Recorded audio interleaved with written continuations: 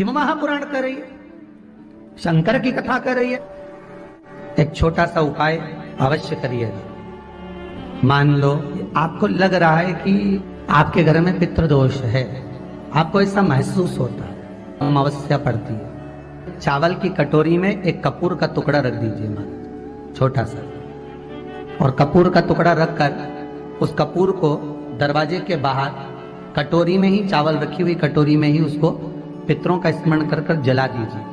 और जलाने के बाद उस चावल को कहीं भी किसी भी वृक्ष की छांव में पक्षियों के लिए डाल दीजिए। शिव महापुराण की कथा कहती है, अगर मान लो पितृ आपको कष्ट दे रहे हैं, पितृ आपको तकलीफ दे रहे हैं, कोई काम नहीं होने दे रहे हैं, या कहीं आपको ऐसा लगता है कि पितरों का दोष है, तो वो पितृ दोष देवी, अब ये जो आप करेंगे ये कब कर रहे हैं? अमावस्या के दिन आप उसको रख रहे हैं।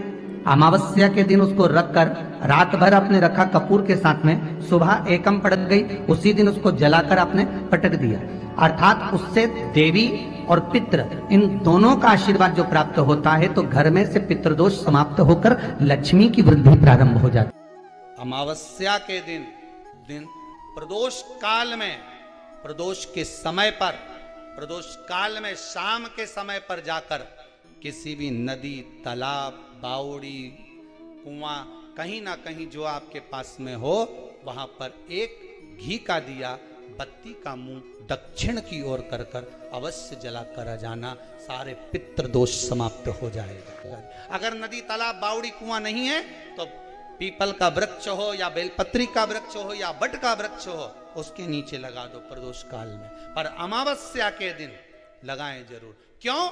क्योंकि अमावस्या 16 दिन तक पितृ मृत्यु लोक में आने के बाद में भोजन ग्रहण करते हैं।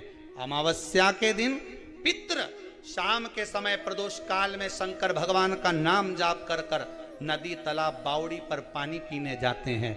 वहां से जल का आचमन कर कर पितृ अपने लोक को चले जाते हैं प्रदोष काल के समय पर। इसलिए प्रदोष काल में जलाशय के पास में, बावड़ी, कुआं, नदी, तालाब के किनारे पर दिया लगाया जाता है दक्षिण की ओर मुख कर कर बत्ती का, तो पितृ आशीर्वाद देते हुए जाते हैं कि फलो फूलो, आगे बढ़ो, उन्नति करो, तरक्की करो। ये पितरों का आशीर्वाद रहता है, पितरों का वर रहता है।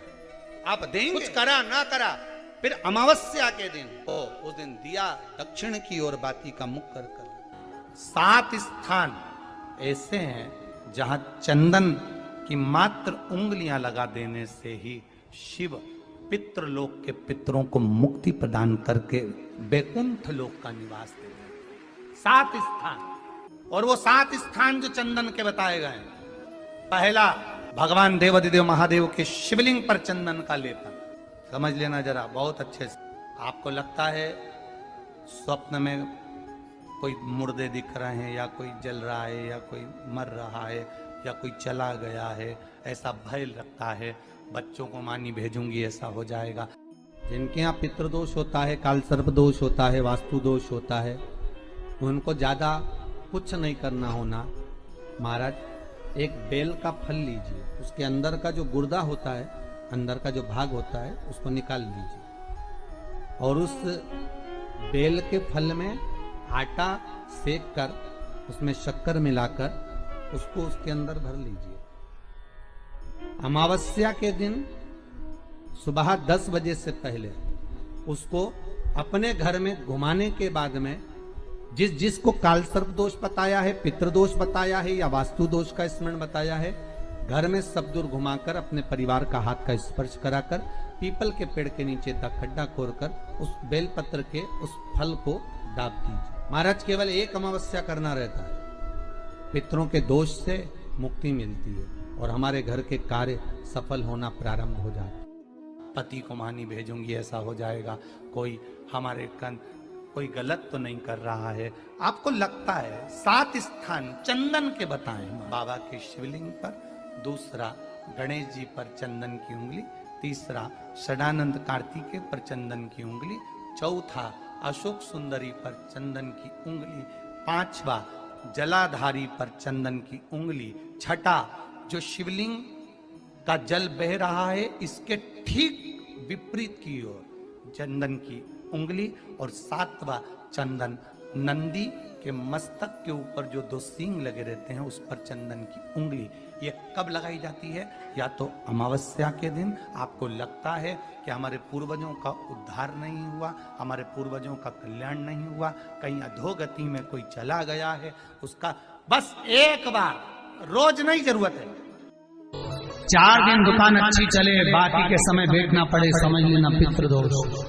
घर में बच्चे चिड़चिड़े हो जाए, गलत संगति में डूब जाए, समझ लो चिड़चिड़ हो रहे हैं, पितृदोष। घर के बच्चे माता पिता का आदर न करें, सम्मान न करें, तेज आवाज में बात करें, समझ लो पितृदोष।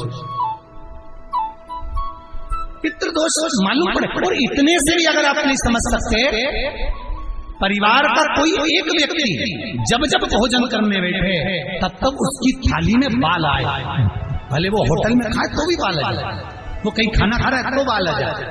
8-15 दिन में, 4 दिन में, 3 दिन में, 2 दिन में, 6 दिन में आपकी थाली के भोजन में अगर बाल निकल रहा है, केश निकल रहा है, समझ लेना कि पितृ आपसे कुछ मांग रहे हैं, पितृ आपसे कुछ चाहते हैं।